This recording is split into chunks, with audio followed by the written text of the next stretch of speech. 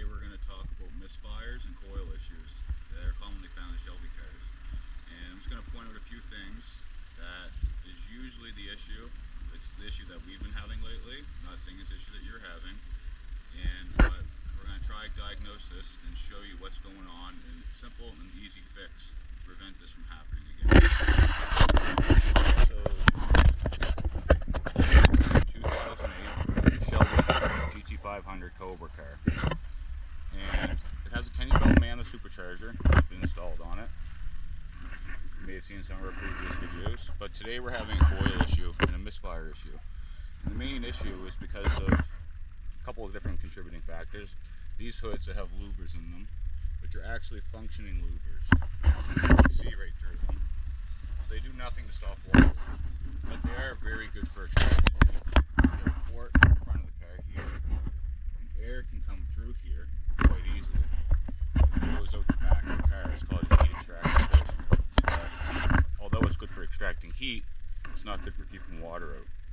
So what happens is water leaks down through here, and then to remove this, this is just a boot that goes from the intake to the throttle body, and you're going to need an 8mm ratchet or a flathead screwdriver to remove these.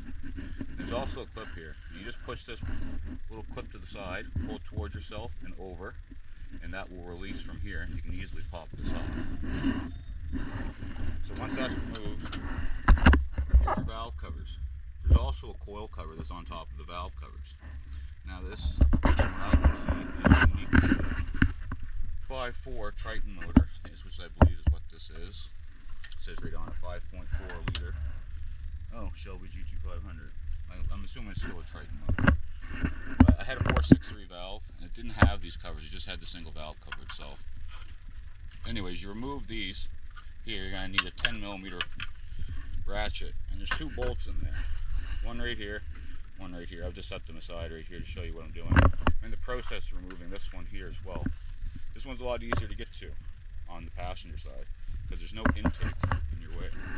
But once you remove that, you get access to your coils themselves. You just be mindful to put these back in the same spot. There's going to be coil 1, 2, 3, 4, 5, 6, 7, 8, or however it may go. But you can just pull these out, and they go down all the way. And you see that there's water in there. See that it's all getting corroded and gross and whatever else. So this coil is what actually goes down, attaches to the top of your spark plug, which I don't know if you can see down there. And that's what gives you fire. So if there's water in there, it's going to make it hard for this to work properly. And it's going to miss, and it's going to do all kinds of things. So the simple fix to clean that out, it's not a permanent fix, but it's just to diagnose the problem. And there's a good chance that it probably ruined one or more of the coils in the process.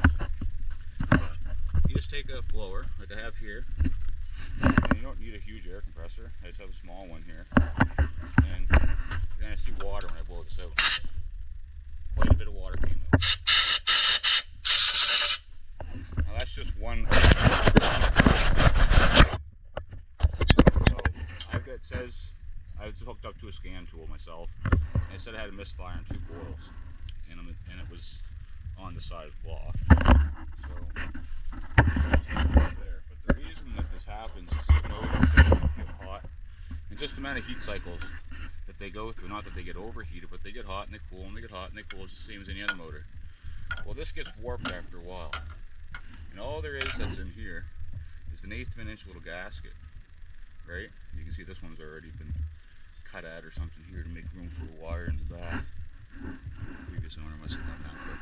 But anyways, what happens is these gaskets either fail, or this gets warped to the point where this isn't flat anymore. It doesn't make contact all the way along top of the valve cover. And then water drips down through here, the heat extractor, lands on top of the valve cover and runs down, ends up down inside the coil sitting right next to the spark plug bolted into the block.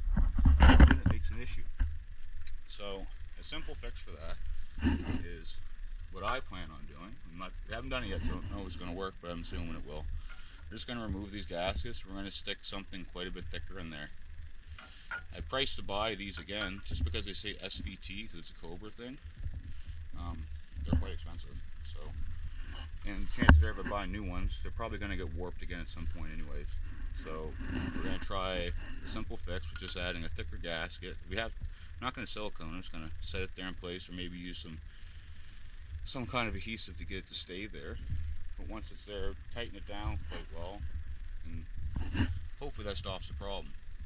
So put these back on, you'll need a 10 mil, and they just slide back in on top of your block. Want to fight me a little bit right now.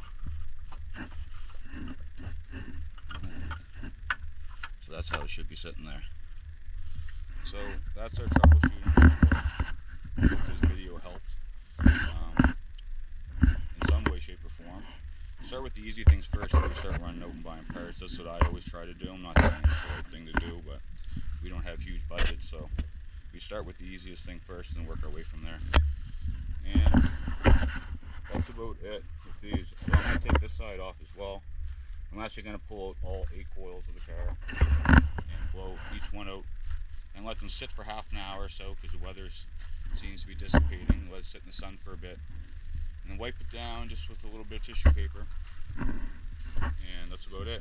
The only other thing I could recommend is anytime you take any bolt out of a car, there's a couple bolts coming out here, I would suggest greasing them. Now this grease isn't exactly designed for that, but any kind of grease is good grease in my opinion. It's going to help the part from corroding, it's going to help the bolt from seizing into the valve cover, and it's going to make it a lot easier to come off if you ever need to work on it in the future, for us or the next guy or whatever may have their hands on this car.